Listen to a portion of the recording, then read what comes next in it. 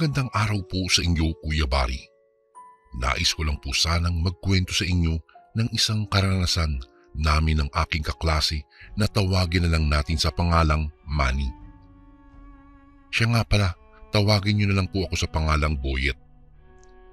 Ang aking kwentong ibabahagi ay naging karanasan namin noong mapadpad kami sa isang liblib na baryo dahil sa aming bisyong pangangaso.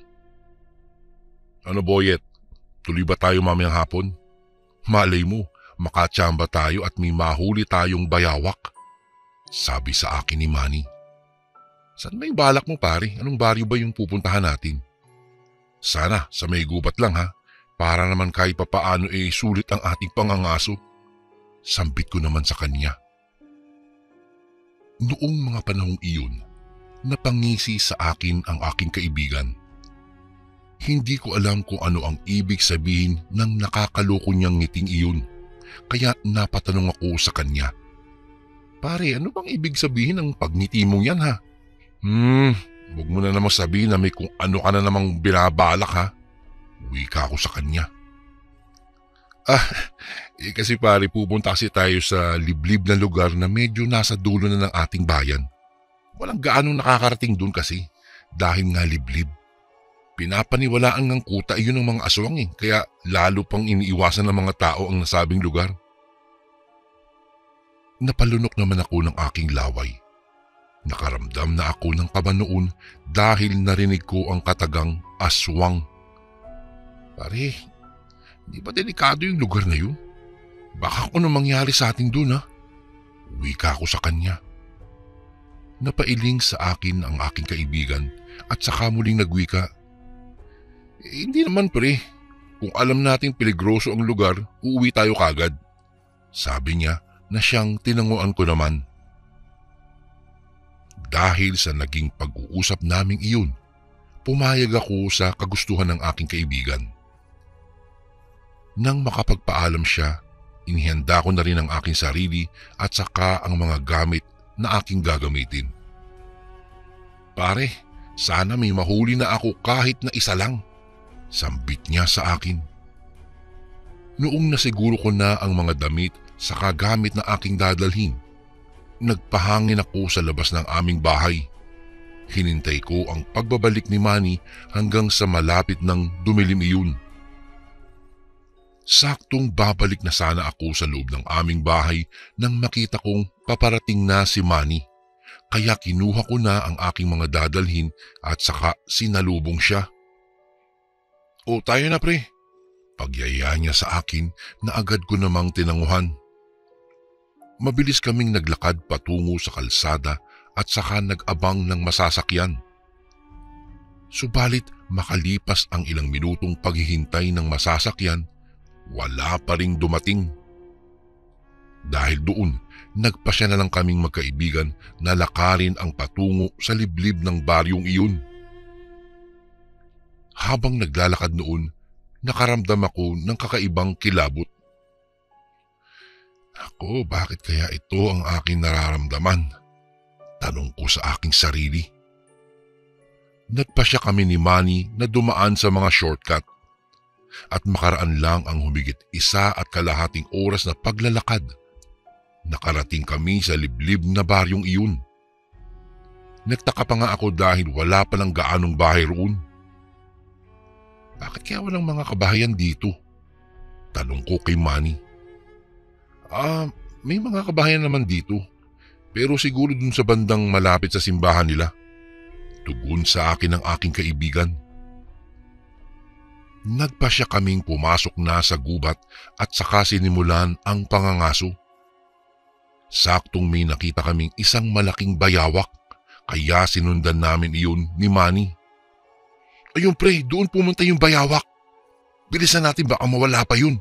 Sabi ko naman sa kanya.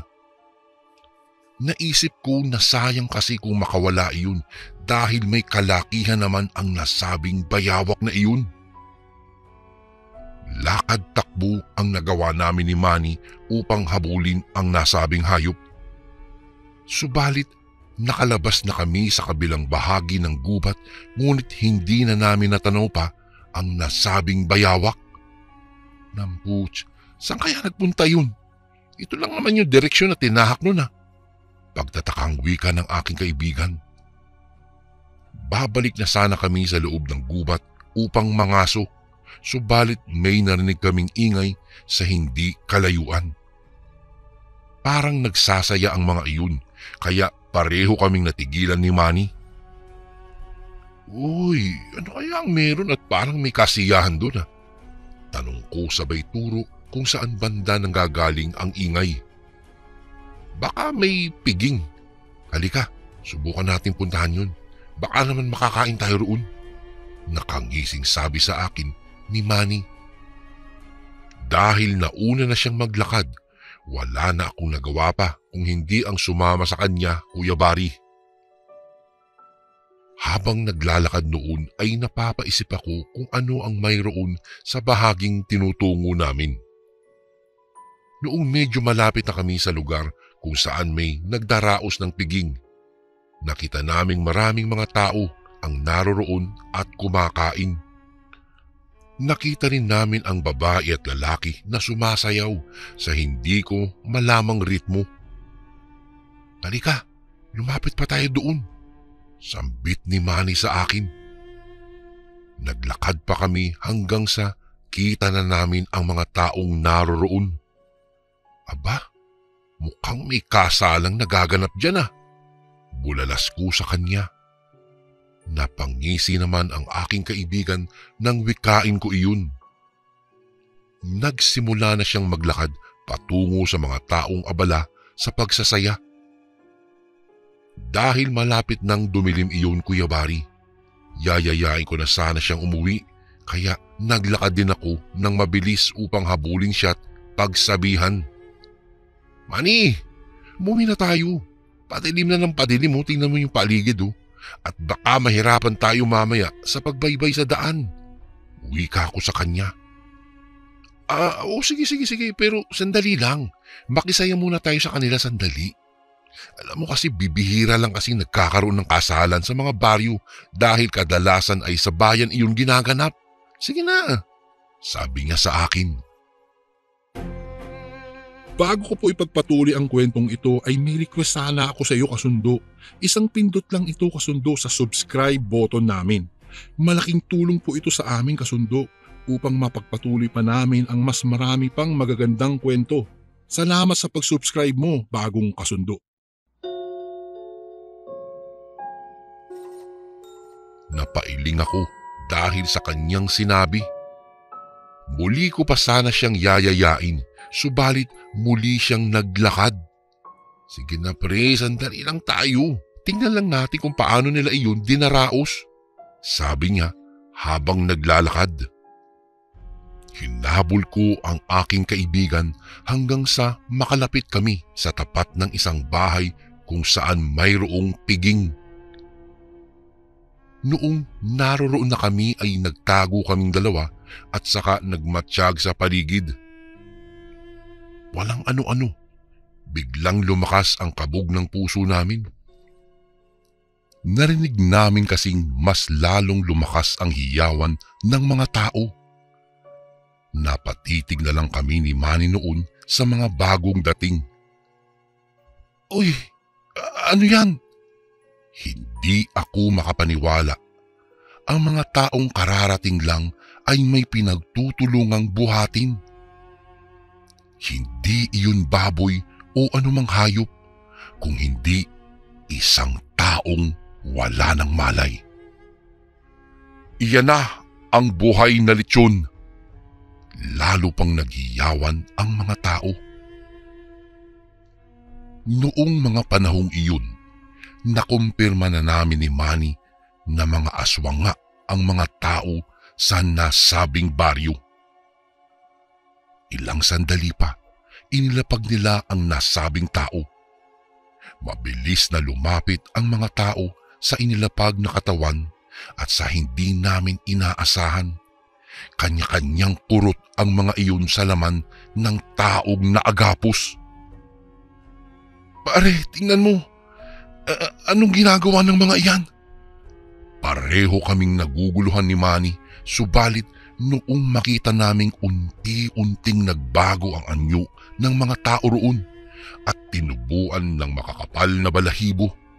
Doon namin napagtanto ang buong katotohanan. Nasa peligro tayo. Mga aswang ang mga iyan, Manny. Sabi ko sa kanya. Napatango siya sa akin, ngunit parang wala siyang balak na umalis. Nakapako lang ang kanyang paningin sa mga aswang na sarap sa taong kanilang nilalantakan. Manny, umalis na tayo rito bago tayo mahuli, sabi ko na inilingan pa niya. Itinaboy pa niya ako at saka sinabi niyang ako na ang bahala sa aking sarili. Sa kadahilanang iyon, mabilis akong umalis sa lugar na iyon at saka hindi na ako lumingon pa kay Manny. Iniwanan ko na siya. Natigilan lang ako noon sa aking pagtakbo nang marinig ko ang boses niya na sumisigaw. Si Manny yun ah, tanong ko sa aking sarili. Naisip kong baka kailangan niya ng tulong, kaya bumalik ako sa bahagi kung saan kami nagtago at sumilip sa kasalan. Dali-dali akong naglakad patungo roon, subalit noong makabalik na ako roon, nakaramdam ako ng kilabot dahil wala na roon si Manny. Walang ano-ano, nagulat ako nang may masagi ako. Pinulot ko iyon at nabahala ako nang mawaring sombrero iyon ng aking kaibigan. Ilang sandali pa, napatingin ako sa mga kabahayan doon nang may marinig akong sigaw na nanghihingi ng tulong. Pamilyar sa akin ang boss na yan ah. Kay Manny yun. Bulalas ko. Kahit na may pag-aalinlangan sa aking kalooban, naisip ko pa ring bumalik at iligtas ang aking kaibigan. Sa kadahilanang iyon, maingat akong naglakad patungo sa kung saan idinadaos ang kasalan.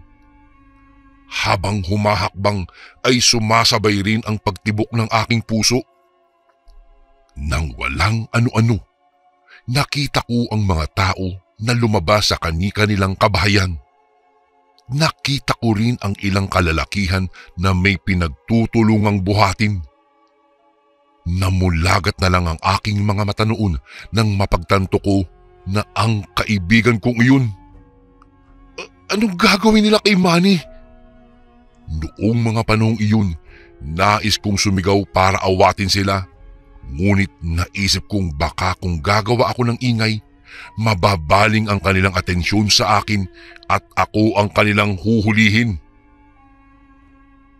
Dahil doon, tahimik lang akong nagmatsyag sa kung anong ginagawa nila. Walang ano-ano, narinig kong sumigaw ang aking kaibigan. Kinuyog siya ng mga tao roon kaya napapikit na lang ako ng aking mga mata. Ilang sandali pa, narinig ko na lang na umangil ang mga taong iyon. Nang muli ko silang tignan ay nag-iba na sila ng kanilang anyo. Mula sa pagiging tao ay naging mabalahibong nilalang. Nanlumo na lamang ako noon, Kuya Bari, nang makita kong pinagpipiestan ng mga aswang ang aking kaibigan. Dinig na dinig ko ang pagmamakaawa ni Manny, subalit wala na siyang nagawa pa. Umalis ako sa lugar na iyon na mabigat ang aking pakiramdam. Hindi ko akalain ang pagsilip lang namin sa kasalang naganap na iyon ang magiging mitya ng buhay ng aking kaibigan. Nangangatog ang aking mga tuhod na binaybay ang daan pauwi. Hindi ko mapigilang umiyak dahil hindi maalis sa aking isipan ang pangyayaring iyon. Hindi ako makapaniwala na wala na ang aking kaibigang si Manny. Kung sana lang nakinig siya, buhay pa rin siya hanggang ngayon. Pagkarating ko po sa aming baryo, Kuya Bari, ay dumiretso ako sa barangay namin upang i-report ang nangyari. Hindi naman makapaniwala ang mga taong nakarinig sa aking salaysay. Kinabukasan, pinuntahan nila ang nasabing baryo, ngunit sa hindi ko mawaring dahilan. Wala pong katao-tao doon pagdating namin at tila isang abandonadong lugar ito. Mas lalo akong nanlumo nung nakitang walang katao-tao ni hayop man lang. Pinaghinalaan patuloy ako ng mga tanod na baka daw nagdadahilan lang ako at ako ang pumatay sa aking kaibigan. Di ko magagawa yun. Sa kasamaang palad, walang natagpuang Manny sa lugar na iyon. Hinalughog ang bawat sulok ng simbahan, ngunit bigo sila na makita pa ang kaibigan ko. Magpasa hanggang ngayon po ay masakit pa rin sa akin ang pagkawala ng aking kaibigan, Kuya Bari. Manny, kung naririnig mo man ito, ay sana mapatawad mo ako dahil hindi kita naipagtanggol man lamang. Oo, inaamin kong naduwag ako noong mga oras na iyon. Mga kasundo, ito po ang masalimuot na pangyayari sa amin ng aking kaibigan. Karanasan na hindi ko po malilimutan dahil lang sa isang kasalan sa pugad ng mga aswang. Hanggang dito na lang po ang aking kwento. Maraming salamat po, Kuya Bari, kung sakaling mabasa niyo po ito sa inyong channel. Lubos na gumagalang, Boyet.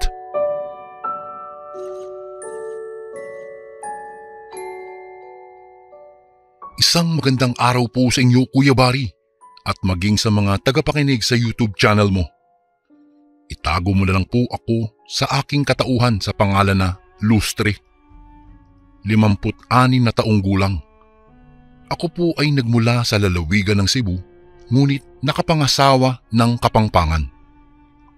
Ang mga anak kong babae ay pamilyadong taon na rin sa kasalukuyan. Ang kwentong ibabahagi ko po sa inyo ay ang sarili kong karanasan noong namasukan ako bilang isang kasambahay sa isang mayamang pamilya sa lugar ng Iloilo. Noong mga panahong iyon ay 2 taong gulang pa lamang ang panganay kong anak. Elementarya lang ang natapos naming mag-asawa, Kuya Bari. Isang magsasaka po ang kanyang hanap buhay, samantalang tumatanggap naman po ako ng labahin mula sa mga kapitbahay namin. Ang kakarampot na kita naming dalawa ay hindi po talaga sapat sa pang-araw-araw naming gastusin sa bahay. Nang dahil po sa kahirapan, nagpasya po ako na magtrabaho sa lungsod ng Maynila, subalit hindi po natuloy. Sa halip po ay inirekomenda po ako ng aking matalik na kaibigan sa isang mayamang pamilya na nakilala niya sa Iloilo. Sa tulong ng matalik kong kaibigan at asawa ay natuloy po ako sa Iloilo. Natanggap din ako bilang kasambahay sa mayamang pamilya na itago na lamang po natin sa apelyidong De La Cruz. Parehong naglilingkod sa gobyerno ang mag-asawang De La Cruz, kung kaya't minsan lang ito umuwi sa kanilang bahay. Naiwan naman sa pangangalaga naming mga kasambahay ang kambal nilang anak na itago natin sa mga pangalan na Delia at Cora. Parehong mga babae ang kambal. Sa pagkakaalala ko po ay 4 na taon ang tanda ng kambal sa panganay kong anak. Kambal man sila, ngunit magkaiba ang ugali at maging ang kanilang mga kilos sa bawat isa. Madaldal itong si Delia at kabaliktaran naman niya si Cora na may pagkamahinhin. 4 po kaming mga kasambahay na naglilingkod sa pamilyang De La Cruz. May tagaluto, tagalaba, tagalinis at tagabantay ng bata. Ako naman, Kuya Bari, ang inatasan bilang tagalinis ng bahay nila. Tuwing Sabado at Linggo ay saka naman dumadalaw si Mang Kaloy sa hardin. Isa siyang tapat na hardinero sa pamilyang De La Cruz. Mababait naman ang dalawang mga kasamahan ko maliban kay Manang Magdalena na ubod ng sungit. Palibasa kasi matandang dalaga po ito. Siya rin ang inatasan bilang tagapagluto naman. Aaminin ko, nahirapan ako nung una, lalo na't napalayo ako sa asawa at anak ko. Halos hindi ako makakain at makatulog dahil sa isipin na napawalay po ako sa kanila. Sino ba namang ina ang magtitiis na hindi makapiling ang kanyang pamilya? Mas masakit yung isipin na nakakasama at naaalagaan ko ang anak ng iba, samantalang ang sarili kong anak ay naiwan ko sa kanyang ama. Gabi-gabi ay patagurin akong umiiyak. Idagdag mo pa na wala pong cellphone ng mga panahong iyon at sulat lang ang tanging komunikasyon namin. May oras din noon na gustong-gusto ko na talagang umuwi, ngunit sa tuwing naiisip ko na ginagawa ko ito para sa kanila ay mas nananaig sa akin na manatili at magpatuloy na lamang. Ilang buwan pa ang tinagal bago ako unti-unting nasanay sa panibago kong buhay bilang isang kasambahay. Tuwing katapusan ng buwan ay nagpapadala ako ng sulat at pera sa aking mag-ama. Pinapadalhan din naman nila ako ng sulat pabalik. Sa tuwing nababasa ko ang mga sulat ng aking asawa ay hindi ko mapigilan na maiyak, lalo na sa tuwing ikinikwento niya ang buhay nila ng anak ko sa Cebu. Salamat sa payo ng mga kasamahan ko dito na aking naging mga kaibigan na rin. Nang dahil sa kanila, mas lalo po akong tumatag. Buwan ng Marso noon nang mabalitaan ko mula sa sulat ng aking asawa na sinugod sa hospital ang panganay kong anak na itago na lang natin sa pangalang Sisa. Kahit gabi ko nabasa ang sulat ay halos gusto ko nang umuwi pabalik sa Cebu, makita lang ang anak ko. Ayon po sa asawa ko, biglaan na lamang daw nagkasakit si Sisa. Sobrang taas ng laglat nito at iyak ng iyak kung kaya't sinugod na kaagad nila ito sa pinakamalapit na pagamutan. Problemado ako ng mga panahong iyong Kuya Bari, lalo na't may kaunting hindi pagkakaunawaan pa kami ng amo ko dahil sa selos. Inakala nito na may relasyon kami ng kanyang asawa.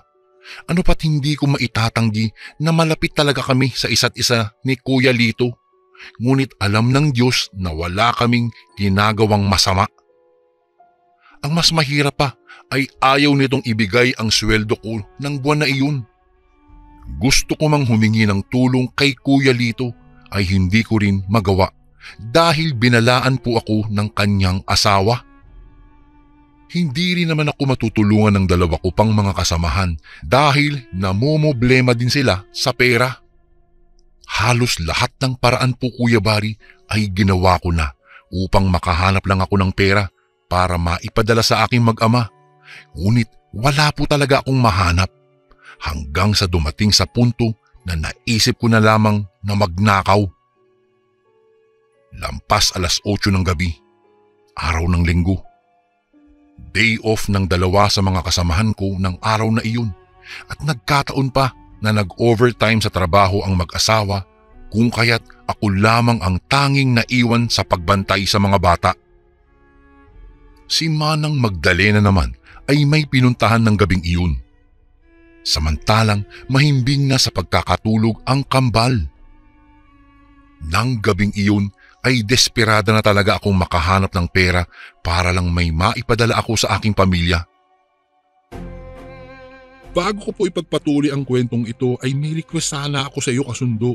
Isang pindot lang ito kasundo sa subscribe button namin. Malaking tulong po ito sa amin kasundo upang mapagpatuloy pa namin ang mas marami pang magagandang kwento. Salamat sa pag-subscribe mo, bagong kasundo.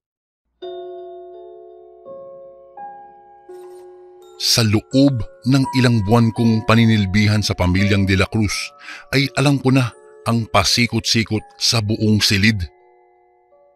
Pumasok ako sa kwarto ng mag-asawa. Magagarang kagamitan ang agad na sumalubong sa akin. May mga alahas sa ibabaw ng aparador. Tiyak ko pong mamahalin iyon dahil nagniningning ang mga ginto nito. Punteriya ko ng gabing iyon ay ang loob ng aparador kung saan nakatago ang pera ng mga amo ko. Kinakabahan man ay binuksan ko ito at kagaya ng inaasahan ay may laman ng pera ang maliit nilang aparador. Nanginginig pa ang mga kamay ko ng sandaling iyon, Kuya Bari. Hindi ko alam kung ilang libo ang kinupit ko at itinago ko sa suot kong pajama. Hindi pa man ako tuluyan na nakalabas sa kwarto ay may narinig akong yapak ng mga paa. Nagmamadali pa ako noon na tumayo at nagtago sa ilalim ng kama.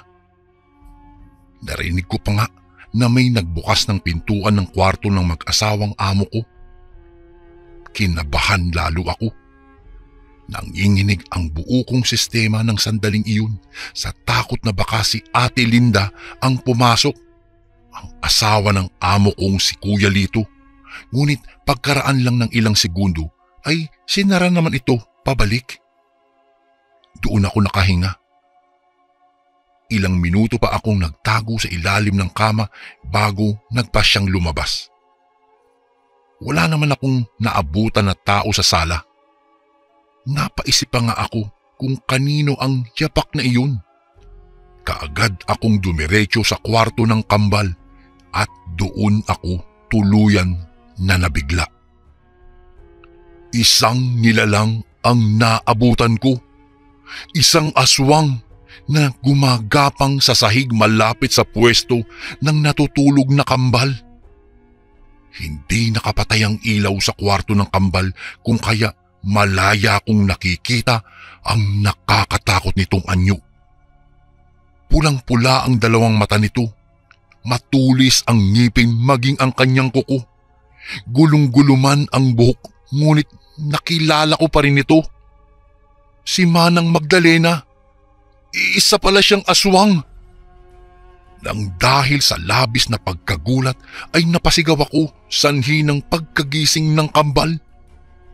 Napaiyak sila nang makita ang nilalang na nasa harapan nila. Layuan mo ang kambal! Nagmamatapang kong sigaw kahit na sa totoo lang ay sobrang takot na takot po ako. Gustuhin ko mang tumakbo at iligtas ang sarili ko ngunit hindi ko magawa dahil labis akong nag-alala sa kambal. Sa sobrang bilis ng pangyayari ay namalayan ko na lamang ang aking sarili na hinaharangan na ang kambal laban kay Manang Magdalena na hindi maitago ang galit nito. May hawak akong walis tambo ng sandaling iyon na hindi ko maalala kung saan ko nahagilap yun. Lumayo ka! Layuan mo kami! Sigaw ko pa sa aswang habang nanginginig. Hindi naman tumigil sa pag-iyak ang kambal. Umangil lang ang nilalang sa harapan namin. Nanginginig kaming tatlo. Ngunit bago pa man kami atakihin ni Manang Magdalena na isang aswang ay bigla na lamang dumating ang mag-asawang amo ko. Nabigla pa sila nang abutan kami sa ganoong sitwasyon. Kaagad naman kaming nalapitan ni Kuya Lito sa kanilabanan ang aswang. Samantalang kaagad naman humingi ng saklolo ang amo kong babae. Malakas si Kuya Lito, ngunit higit na mas malakas ang aswang. At kung hindi pa dumating ang ilang tanod ng barangay, ay hindi pa nito tuluyang maitutumba si Manang Magdalena. Nagulat pa sila nang biglang lumantad ang taong anyo ni Manang Magdalena. Kaagad nila itong dinakip at tinalian mabuti sa magkabilang kamay. Labis naman ang pasasalamat ng mag-asawa dahil sa kabayanihan na ginawa ko sa mga anak nila. Humingi rin ako ng tawad sa kanila at ibinunyag na nagawa ko silang nakawan. Nagulat sila nung una, ngunit kaagad din naman nila akong pinatawad. Sa katunayan, sila ang naghatid sa akin pabalik sa Cebu. Sila pa ang nagbayad ng hospital bill ng panganay kong anak at iniwanan ng pera sapat na upang makapagsimula ng panibagong buhay. Sa tulong ng perang ibinigay nila ay nakapagpatayo po kami ng isang maliit na kainan ng aking asawa. Matapos ang lahat ng pangyayaring iyon, Kuya Bari, nabalitaan kong ikinulong pala si Manang Magdalena sa isang kulungan na pribado. Ayon sa mga nagbabantay ng selda, hindi daw ito kumakain, kung kaya't nangayayat ito hanggang sa dumating ang isang araw, natagpo ang wala na itong buhay. Dinala po daw ang labi ni Manang Magdalena sa isang lugar at doon ay sinunog ito. Matapos po iyon, wala na po akong naging balita tungkol pa sa matandang iyon. Natutuwa naman po ako dahil magpahanggang ngayon po ay hindi nawawala ang komunikasyon ko sa kambal at palagi silang nagte-text sa akin. Hinding-hindi ko po talaga malilimutan, Kuya Bari, ang nangyaring iyon sa buhay ko. Hindi ko inaakala dahil sa paggawa ng isang maling gawain, matutuklasan ko ang isang lihim na kagulat-gulat. Sa buong buhay ko po, ngayon lang ako nakaharap talaga ng isang tunay na aswang. Hindi ko inaakala na totoo pala na mayroong nilalang na ganoon. Akala ko kasi nababasa ko lang ito sa comics. Magpasa hanggang ngayon, nanginginig pa rin ang aking mga laman sa tuwing maaalala ko ang itsura nitong si Manang Magdalena. Talaga pong hindi nyo gugustuhin na makita iyon. Nagpapasalamat naman po ako sa Diyos dahil hindi niya kami pinabayaan noong mga sandaling iyon. Pati po ang mga alaga kong kambal dahil napamahal na rin po sa akin ang dalawang iyon. Matapos din naman ang pangyayaring iyon ay nagkapatawaran naman po kami ng asawa ni Kuya Lito. Hindi na po siya nagseselo sa akin. Talagang napakabait lang po ni Sir. Hindi lang po sa akin, maging sa mga kasamahan ko. Isang pangyayaring ayoko na pong maulit muli, Kuya Bari, dahil lang sa aking naging trabaho bilang isang kasambahay doon sa Iloilo. Hanggang dito na lang po ang aking kwento at maraming salamat po sa inyong pakikinig. Mabuhay po ang inyong channel at sana po ay mabasa niyo po ito sa mga susunod na araw. Lubos na gumagalang, Lustre.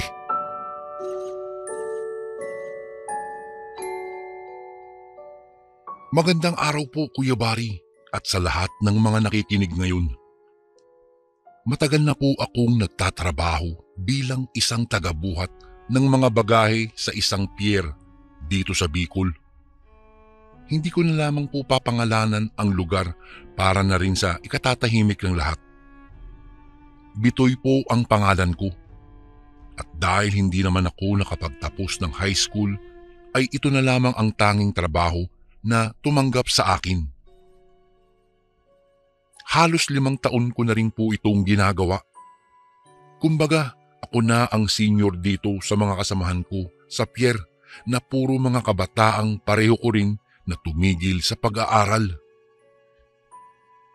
Ayos naman po ang nakukuha kong pera. Halos 500 din kada araw. Ika nga ay minimum sa Maynila. Kaya kahit araw-araw na masakit ang katawan ko pag uwi, ay hindi pa rin ako tumitigil. Wala rin naman ako sigurong mahahanap pang ibang pagkakakitaan. Kaya siguro hanggang sa mag-senior citizen ako, ay ito na po ang magiging trabaho ko. Simple lang naman ang ginagawa namin. Simula umaga ay maghihintay kami ng mga dumadating na bangka o barko galing sa ibang lugar. Matapos yun, maghahanap ka naman ng kukontratahin mong pasahero na may maraming bagaheng dala na hindi nila kayang ibaba mag-isa. Pwede ring mag-abang ka sa mga pasakay na pasahero. Magkakasundo kayo sa presyo, tapos yun na. Lampas 30 barko o bangka ang dumadaong o umaalis dito araw-araw, Kuya Bari, kaya hindi talaga kami nauubusan ng customer. Malas lang kapag maulan, lalo na kapag may bagyo. Sarado ang pier, wala kasing pinapayagang lumaot kaya wala rin kaming kita. Kapag gabi, meron namang mga paisa-isang umaalis at dumadaong na barko. Madalas ay may kalayuan ang ruta ng mga ito kaya siguradong kargado sa bagahe ang mga pasahero. Mas mataas ang singil namin sa gabi. Madilim kasi at paminsan-minsan ding may mga kakaibang pangyayari kapag gabi. Nandyan yung may mga iligal na bagay na nakalagay sa mga kakargahin naming mga bagahe. Mga smuggled. Malas kapag ipinagbabawal na droga dahil pwede kaming masangkot kapag nagkahulihan. Kaya nga mas mabuti na alam mo rin ang kinakarga mo para kahit papaano ay may depensa ka. Siguro ang isa sa pinaka hindi ko malilimutan, Kuya Bari, sa lahat ng mga karanasan ko nang minsang magkarga kami ng mga bagahe 10 oras ng gabi. Umaga pa lang, ang usap-usapan na ang barko raw na dadating ay 12:00 ng gabi.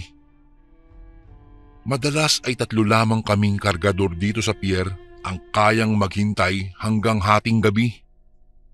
Kaya naman nang dumilim na ang paligid at pumatak na ang orasan sa 8:00, nakitulog kami sa opisina ng gwardiya sa pier. Kaibigan naman namin si Manong Guard kaya alam niya kung kailan kami gigisingin kapag dumaong na ang barko. Saktong 12:00. Niyugyug na kami ni Manong Guard. Gumising na raw kami dahil sumignal na sa dagat ang barkong dadaong. Kanya-kanya naman kaming ligpit ng mga pinagtulugan at lumabas na sa guardhouse. Padaong na ang barko. Nang tumigil ito, bumaba ang isang matangkad na lalaking naka-jacket at shades kahit sobrang dilim ng gabi. Nakataas din ang hood niya. Parang tinatago ang pagkakakilanlan. Lumapit siya sa amin. Tinanong niya kami kung kami ba ang mga kargador na tutulong na magbababa ng mga bagahe. Sumagot naman kami ng oo.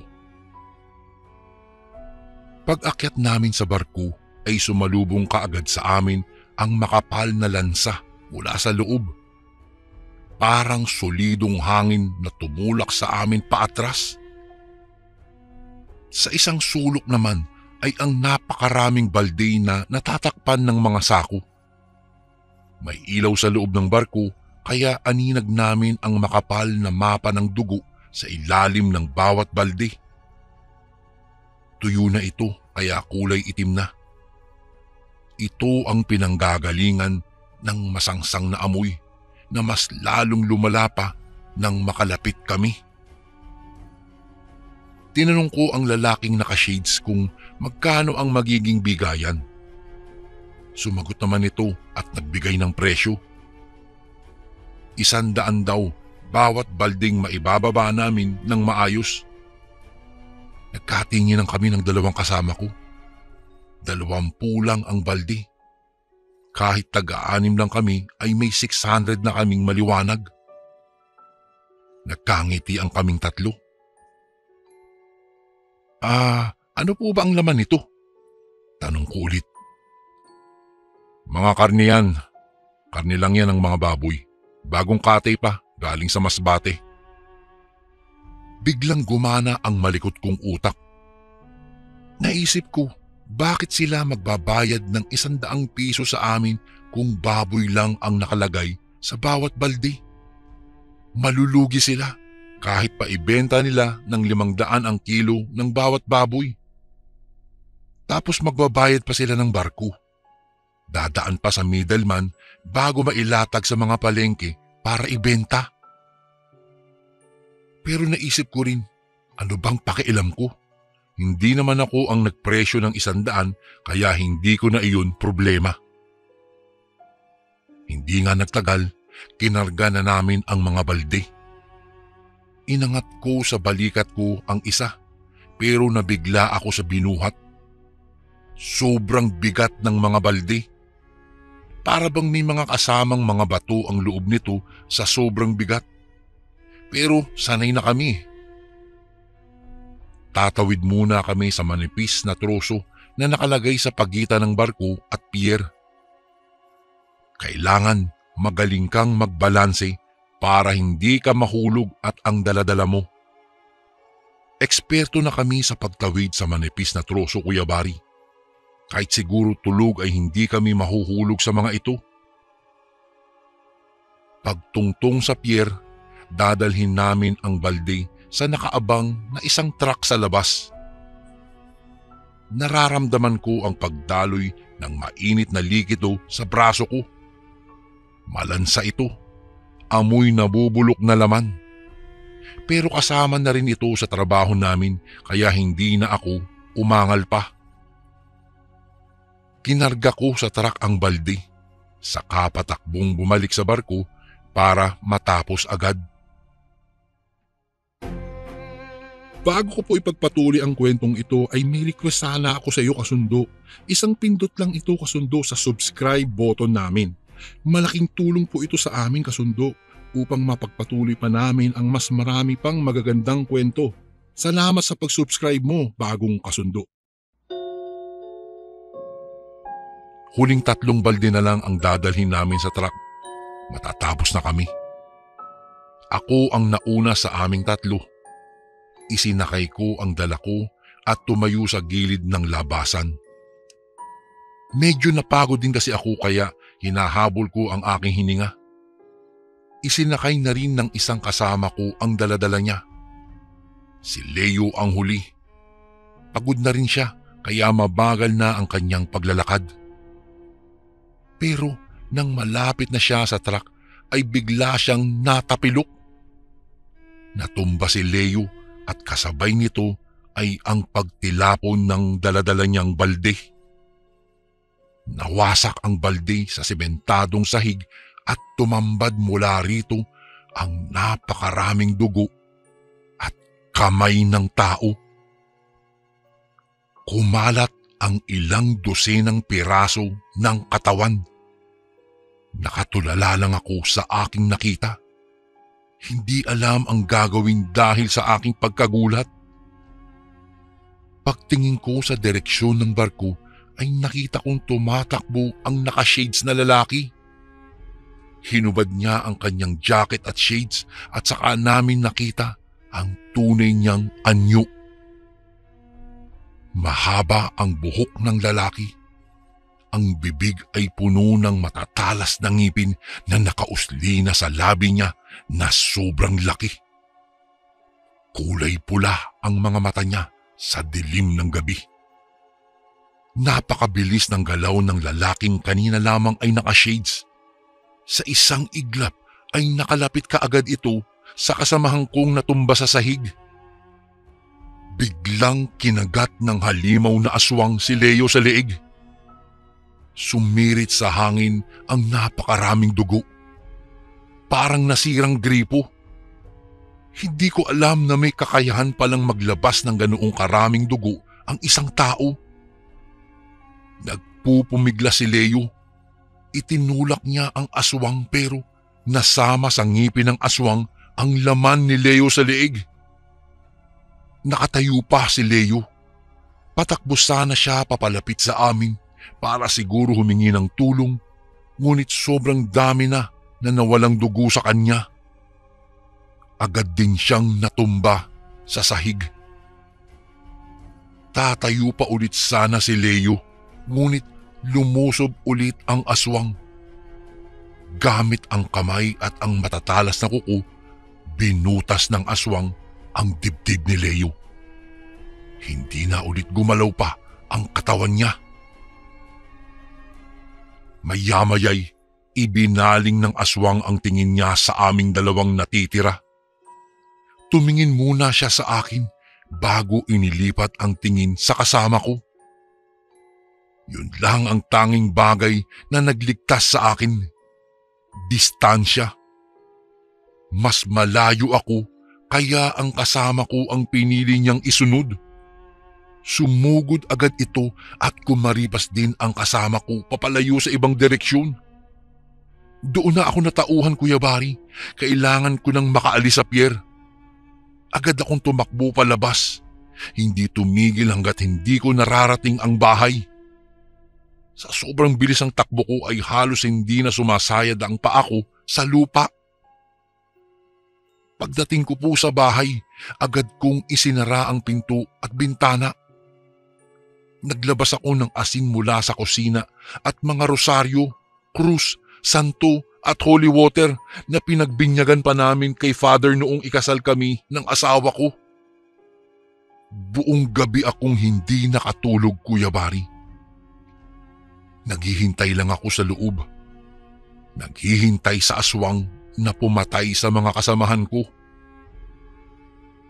Ngunit walang dumating na aswang. Siguro ay pagkatapos niyang patayin ang kasama ko.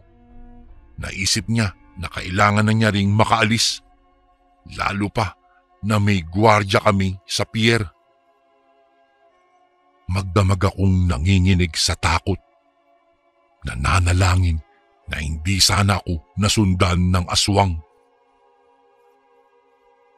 Kinaumagahan ay parang masaker ang eksena sa pier.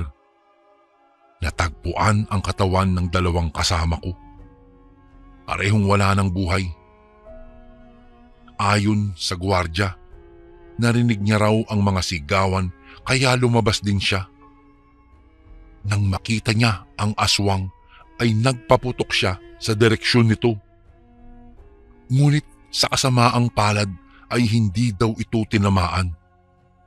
Nakatakas daw ang aswang pero naiwang may mga ebidensyang katawan na nakalagay pa sa balde. Dumating ang mga pulis. Hiningan kami ng mga salaysay ukol sa mga nangyari. Halos 2 dekada na rin ang nakalilipas nang mangyari iyon, Kuya Bari. Ngunit hanggang ngayon ay hindi ko pa rin malilimutan ang takot na nararamdaman ko. 2 dekada na rin pero hindi pa rin nila nahahanap ang salarin.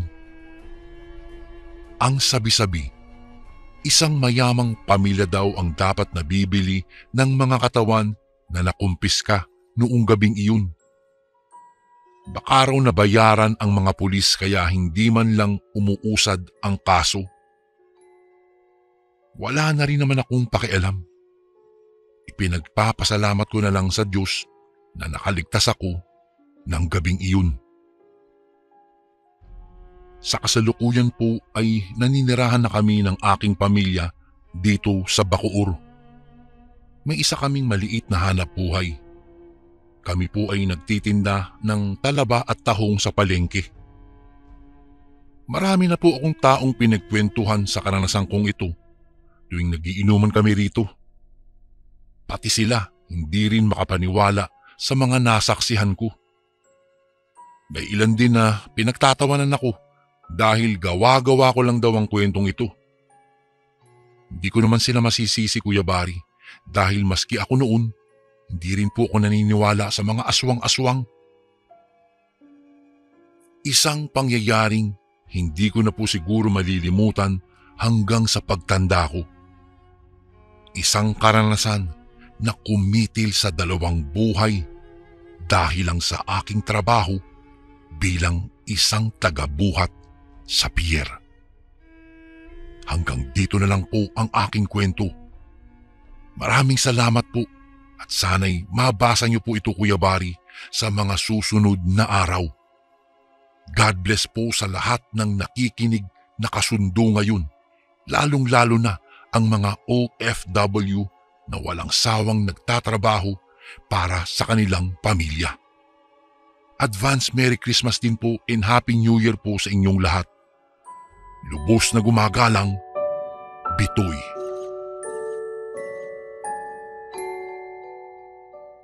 Hello po, Kuya Bari. Kamusta na po kayo? Ako pala si Sarah. Ipinanganak po ako sa Antique noong 1993 at ngayon ay nakatira sa Naga, Kamsur. Isa po akong silent listener ng inyong channel. Dahil sa nagagandahan ako sa mga kwentong inilalahad mo sa inyong channel, ay naisipan ko pong magbahagi na rin ng aking kwento. Hindi ko po karanasan ito, Kuya Bari, kundi karanasan ng aking mga magulang noong nasa sinapupunan pa lang ako ni Mama. Si Mama at Papa ay nagkakilala sa Maynila. Pareho po silang nagtatrabaho sa isang fast food chain noong mga panahong iyon. Isa sa pinagbabawal ng kanilang pinagtatrabahuhan ay ang magkaroon ng relasyon sa kapwa nila empleyado. Kaya bago pa man malaman ng kanilang superior ang tungkol sa kanilang relasyon, ay nag-resign na si Mama. Naghanap siya ng bagong mapapasukan. Bago siya nakahanap ay napagpasyahan na nilang magsama na sa iisang bubong. Sa hindi inaasahang pagkakataon ay nabuntis ni Papa si Mama, kaya napilitang umalis sila sa kanya-kanyang pinagtatrabahuhan. Gusto kasi ni Papa na may mag-aalaga kay Mama kapag dumating ang araw na malaki na ang tiyan nito. Kapag nagtatrabaho na kasi si Papa ay walang makakasama si Mama sa bahay, kaya napagpasya nilang umuwi sa Antique kung saan doon nakatira ang mga magulang ni Mama. Si Papa naman po ay taga Naga, Kamsur. Ulila na si Papa at walang mga kapatid, kaya pwede siyang tumira kung saan niya gugustuhin. Maaga silang bumiyahe. Medyo malayo pa ang bahay nila Mama, kaya naglakad pa sila papunta sa kanilang baryo pagkababa nila sa sinakyan nilang bus. Habang naglalakad ay may nakasalubong silang isang matandang babae na kilala ni Mama dahil matagal na nilang kapitbahay ito. Binati nila ang matanda. Sumagot naman ito at ngumiti sa kanila. Sa panahong iyon ay hindi pa talaga malaki ang tiyan ni Mama, kaya nagulat sila nang magsalita ang matanda. Mag-iingat kayong dalawa, lalong-lalo ka na ining. Buntis ka pa naman. Wika ng matanda sa kanila at nagpatuloy sa paglalakad niya. Ngumiti lang ang mga magulang ko pabalik sa matanda at nagtinginan silang dalawa. Hahawakan sana ng matanda ang tiyan ng aking ina nang biglang umiwas si Mama. Ngumisi lang ang matanda at nagpatuloy sa pupuntahan nito. Nang makalampas ang matanda ay nagtanong si Papa kay Mama, "Paano niya kaya nalaman na buntis ka? Hindi naman halata ang tiyan mo ah." Pabulong na tanong ni Papa kay Mama. Hindi na lang sumagot si Mama at sumenyas na lamang ito na hindi niya alam. Ang totoo, may ideya talaga siya kung bakit, ngunit hindi muna niya sinabi kay Papa dahil hindi pa naman siya sigurado sa hinala niya tungkol sa matandang kapitbahay nilang iyon. Nakarating sila sa isang bahay na yari sa kawayan. Walang kaalam-alam ang mga magulang ni Mama na uuwi siya, kaya noong pagdating nila ay gulat na gulat ang mga ito. Noong una ay galit si Lolo dahil si Mama lang ang inaasahan nila na makakatulong sa kanila. Kaso hindi pa nakaabot ng 1 taon mula nung lumuwas siya ng Maynila ay bumalik kaagad dahil nga nabuntis. Paano na daw iyong pangarap ni Mama na makapagtapos ng pag-aaral? Paano nila matutubos ang binenta nilang kalabaw para sa pamasahe nila papuntang Maynila? Wag po kayong mag-alala. Ako po ang bahala. Maghahanap po ako ng trabaho para ibubuhay sa mag-ina ko. Magsisika po ako para matulungan din po kayo. Pangako ni Papa kina Lolo at Lola. Napabuntong hininga na lang si Lolo dahil wala na rin siyang magagawa dahil nangyari na nga ang hindi inaasahan. Isa rin sa pinag-aalala niya ay bakit umuwi si Mama kahit alam naman nito na delikado ang lugar nila, lalong-lalo na sa mga babaeng buntis. Nagtataka si Papa sa mga pinagsasabi ng aking abuelo. Bakit po? Anong meron sa inyo? Bakit po delikado rito? Hindi ko po maintindihan. Kulot noong tanong ng aking ama kay Lolo. Alam mo, iho, may kapitbahay kami ditong pinaghihinalaan naming isang aswang. Marami na dito sa amin ang nakunan dahil inaaswang gabi-gabi. Sagot ni Lolo sa aking ama. Aswang? Totoo po ba yung mga iyon? Naku, kwentong bayan lang po iyan, itay. Hindi po totoo ang mga aswang. Wika naman ng aking ama na halatang hindi naniniwala.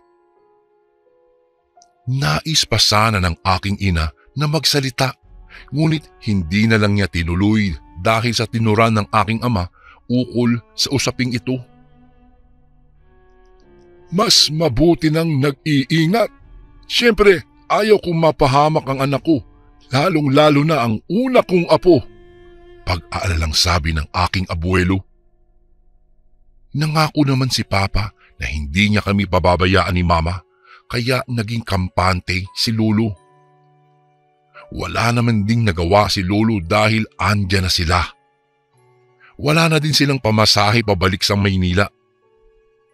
Kaya mananatili si Mama sa baryo hanggang makapanganak siya. Pinag-iingat lang nila Lolo at Lola si Mama. Dapat hindi makikipag-usap sa hindi kakilala, lalong-lalo na kay Aling Loring. Siya ang matandang babae na nakasalubong nila noong pagkadating nila galing Maynila. Dapat magsuot ng maitim na damit si Mama para hindi halata na buntis. Dapat din nasa loob siya ng bahay bago mag-alas 5 ng hapon at marami pang ibang bilin. Nakahanap naman agad ng trabaho si Papa sa isang hasyenda. Mabait si Papa at kahit bago pa lang siyang kakilala ay madaling nakagaanan siya ng loob. Isang buwan pa lang ang nakakaraan ay magaan na ang loob ng may-ari sa kanya, kaya pinagkakatiwalaan na siya kaagad nito. Masipag din siya at madaling natuto. Bago ko po ipagpatuloy ang kwentong ito ay may request sana ako sa iyo, kasundo. Isang pindot lang ito, kasundo, sa subscribe button namin. Malaking tulong po ito sa amin, kasundo, upang mapagpatuloy pa namin ang mas marami pang magagandang kwento. Salamat sa pag-subscribe mo, bagong kasundo. Wala namang kakatuwang pangyayari sa pagdaan ng mga araw maliban sa palagiang pagdaan ng matandang kapitbahay sa labas ng bakuran nila Mama. Napapansin iyon ng aking abuelo at abuela, kaya gabi-gabi silang nagsasaboy ng asin sa paligid ng bahay. May mga bagakay na rin na sinusuksok sila sa haligi. Dumaan pa ang 3 buwan hanggang sa isang gabi ay nangyari ang hindi nila inaasahan. Hindi pa nakauwi si Papa ng mga oras na iyon.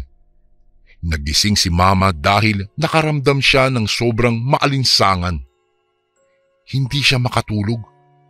Naglilikot pa daw ako sa kanyang sinapupunan kaya palimbag-limbag siya sa higaan. Pinagpapawisan na siya kaya naisipan niyang buksan ang bintana para pumasok ang hangin. Kahit kumikirot ang tiyan niya ay pinilit niyang tumayo upang lapitan ang bintana. Akmang bubuksan na sana niya ito nang biglang nakarinig siya ng parang putak ng isang inahing manok. Natigilan siya at nakiramdam sa paligid. Nagtataka siya dahil wala naman silang alagang manok. Tanging kambing at baboy lang ang inaalagaan nila noong mga panahong iyon. Nakarinig din siya ng mga kaluskos sa labas at bigla ang kalabog sa bubungan.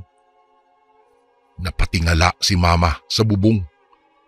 Mas lalo daw akong naging malikot sa tiyan niya kaya napahawak siya sa tiyan at napasigaw. Siguro narinig din ito ni na lolo at lola kaya nagising sila at nagmamadaling pumasok ang mga ito sa kwarto nila. Tiningnan ni lola ang lana na nasa ibabaw ng istante. Kumukulo ito, tanda na may aswang sa malapit. Dinaluhan ni lola si mama para kumalma ito at kumuha agad ng itak itong si lolo. Hindi na nag-atubiling lumabas ng bahay ang aking abuelo. Rinig na rinig nila ang sigaw at pagmumura ni lolo. Halin ka diri nga, sapat ka. Kilala kita, animal ka. May malaing gani nga matabo sa bata kag apo ko. Katuan kulgid ikaw sa inyo, kag patyon ta ka. Sigaw ng aking abuelo sa wikang hiligay nun na ang ibig sabihin ay, umalis kang hayop ka. Kilala kitang animal ka. Kapag may nangyaring masama sa anak ko at apo ko, pupuntahan kita sa inyo at papatayin kita. Bigla na lang silang nakarinig ng tili at tunog na parang nasasaktan sa may bubong ng bahay. Narinig din nila ang boses ni Papa na nung mga oras na iyon ay dumating na. Ayun! Pumunta sa likod! Tapunan mo ng asin! Sigaw pa ng aking abuelo. Ilang minuto ang nakalipas ay pumasok na sila. Gumaan na rin ang pakiramdam ng aking ina. Nawala na ang init at maalinsangan na temperatura. Hindi maipinta ang mukha ng aking ama nang pumasok sa loob ng kwarto. Nakita niya ang hitsura ng aswang. Hindi siya makapaniwala na makakaengkwentro niya ang nilalang na iyon at totoo pala sila. Ayon sa kanya, nang pauwi na siya sa bahay ay naaaninagan na niya ang isang malaking nilalang na nasa bubungan nila. Mayroon daw itong malapaniki na pakpak. Hindi niya ito masasabing manananggal kasi buo ang katawan nito. Nagdadalawang isip pa nga si Papa na lumapit, ngunit nang makita niya si lolo na nasa ibaba at matapang na pinagmumumura ang nilalang ay nilakasan niya ang loob niya. Nilapitan niya si lolo at kumuha siya ng asin. Sinabuyan niya ang nilalang at kitang-kita niya ang hitsura nito na itim ang balat. Buhaghag ang buhok at mahaba ang matutulis na pangil at kanyang mga kuko. Lalaki ang mga bilugang mata nang nagliliwanag sa dilim. Hinugot din ni Papa ang nakasukbit niyang itak sa kanyang tagiliran at itinutok sa nilalang na iyon. Pinagmumura din niya ito. Pumapagaspas ito at parang susugod sa kanila. Isinaboy pa niya ang asin at tinamaan ito kaya lumipad ito patungo sa likod ng bahay hanggang sa bigla na lang itong nawala sa karimlan. Hindi na sila nakatulog noong gabing iyon. Nakikiramdam sila sa paligid. Natatakot sila na baka bumalik iyon. Kinabukasan ay pinuntahan ni Lolo ang bahay ni Aling Luring kasama ang aking ama. Kinatok nila ito, ngunit hindi ito nagbukas ng pintuan. Pinagbantaan iyon ng aking lolo na kapag babalik pa sa bahay ay sisiguraduhin niyang mamamatay ito. Sa kabila ng pagbabanta ay nakikita pa rin ng aking mga magulang si Aling Luring na dumadaan pa rin sa bahay. Nanlilisik ang mga mata nito na nakatingin sa aking abuelo. Pinandidilatan din naman ng aking abuelo. Naaalala ko pang kwento sa akin, kapag ka nagkakatitigang kayo ng isang aswang, ay dapat siya ang maunang umiwas para matakot ito sa iyo. Sa sobrang tapang ng lolo ay si Aling Luring na ang kusang umiwas ng kanyang tingin. Pagdaan pa ng ilang buwan ay naipanganak naman ako ni Mama nang matiwasay. Kahit na ganoon ay hindi pa rin sila nagpapakampante dahil kahit sanggol ay inaatake pa rin ng aswang. Dumadaan pa rin paminsan-minsan si Aling Luring, ngunit hindi siya makalapit dahil sa pangontra na nakapalibot sa buong bahay. Lumipas ang 2 taon, hindi na siya nakikita ng mga magulang ko. Nabalitaan na lang daw nila na natagpuan itong patay malapit sa bahay nito. Puno daw ng taga ang kanyang katawan at nakahubot-hubad. Tingin ng mga magulang ko at ng aking abuelo at abuela ay nadali si Aling Luring ng pamilya ng isa sa mga bibiktimahin niya sana. Nabunutan naman sila ng tinik noong mabalitaan nila iyon dahil sa taon ding iyon ay napag-alaman ng aking ina na nagdadalang tao siya sa aking kapatid. Hindi na sila mangangamba pa tuwing sasapit ang gabi. Pagkatapos manganak ni Mama sa sumunod sa akin, ay tsaka sila nagpakasal ni Papa. Nakapag-ipon naman ito ng pera at nakapagpatayo ng sariling bahay namin sa tapat lang din ng bahay ng aking abuelo at abuela. Lumaki kaming masaya at mapayapa sa aming baryo Cuyabari at buti na lang hindi na kami nagkaroon pa ng aswang na kapitbahay. Hanggang dito na lang po ang aking kwento. Sana magustuhan niyo po ito at ng inyong mga tagapakinig. Kayo na pong bahalang mag-ayos, kuya. Medyo magulo ang kwento ko. Maraming salamat po at magandang araw sa lahat ng kasundo na nakikinig ngayon. God bless po sa inyong lahat at advance Merry Christmas. Lubos na gumagalang, Sarah. And again, maraming salamat po mga kasundo. Don't forget to subscribe and i-click nyo lang po yung bell na button para updated po kayo sa mga upcoming videos namin na paparating. Maraming salamat po ulit. God bless and ingat po lagi dyan. Ito po si Kuya Bari at ako ang Sundo.